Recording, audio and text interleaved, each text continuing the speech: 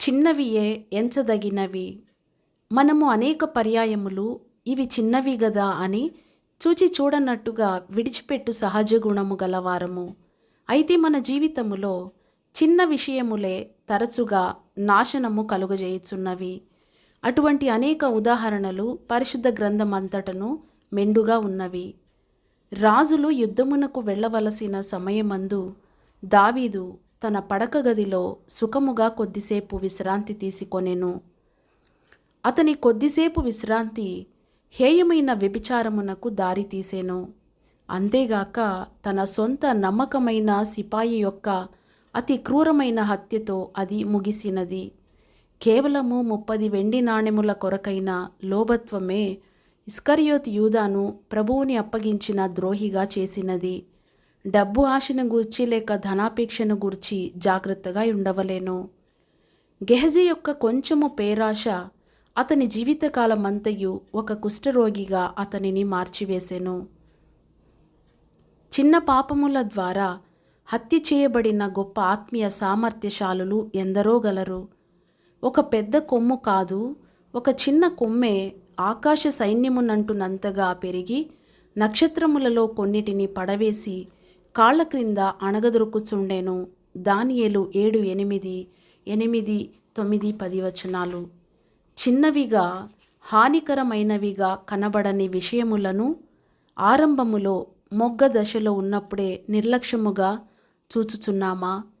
మన యొక్క పవిత్రమైన జీవితమును నశింపజేయుటకును అపవిత్రపరచుటకును సాతాను ఉపయోగించు తంత్రములలో ఇది ఒకటి. పేతురు ప్రభువును ఎరుగనని బొంకుటకు ముందే ఉద్దేశించలేదు. అయితే ప్రభువైన యేసు అప్పగింపబడిన రాత్రి చలివేయుచున్నందున మంటలో చలి కాచుకొనుటకు కోరెను. అపహాసకులు కూర్చుండు చోట కొంచెము చలి కాచుకొనుటకు కూర్చుండినందున అది అతని జీవితమునే చేదుగా మార్చెను. అతడు సంతాపపడి ఏడ్చెను. పేతురు బొంకినది మన ఒక్కొక్కరికి హెచ్చరికగా ఉండుటకై చరిత్రలో అది నమోదు చేయబడినది. చలిలో కొంచెము వెచ్చదనము పొందుట కొరకు ప్రభువును ఎరుగనని చెప్పుట కంటే ఆ చలిలో మరణించుటయే మేలు. అతి చిన్న విషయములలో కూడా మనము చాలా జాగ్రత్తగా ఉండవలెనని ప్రభువు కోరుచున్నారు. మనకు లభించు కొంచెము సమయమో డబ్బో లేక మనకివ్వబడిన చిన్న చిన్న వస్తువులో ఏదైనాను మిక్కిలి చిన్న విషయములను గూర్చి కూడా చాలా జాగ్రత్తగా ఉండవలెనని ప్రభువు కోరుచున్నాడు.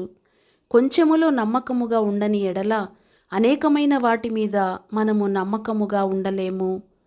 $8 మిలియన్ల ఖర్చు పెట్టి తయారు చేసిన రాకెట్ ఒకటి కంప్యూటర్ కార్యక్రమములో కంప్యూటర్ ప్రోగ్రాం 2 మాటలకు మధ్య పెట్టవలసిన ఒక విరామ చిహ్నమును ఏ ఐఫోన్ వేరొక స్థలములో పెట్టినందున విచ్ఛిన్నమైపోయినదని కొంతకాలము క్రితము ఒక నివేదికలో వెలువడెను.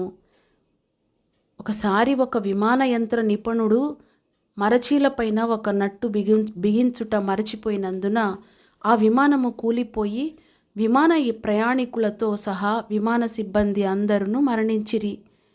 ఒక కోప టీ త్రాగిన పిదప ఆ నట్టు బిగించుదునని తలంచిన అతడు తర్వాత దాని గూర్చి పూర్తిగా మరచిపోయెను. అది ఒక చిన్న పనిగా కనిపించినప్పటికీ ఆ నట్టు చీల వెల $1 కంటే తక్కువే. అయినను కొంచెము నిర్లక్ష్యమే అనేక ప్రాణములను ఎన్నో $మిలియన్ల ఖరీదైన విమానమును బలిగొనెను.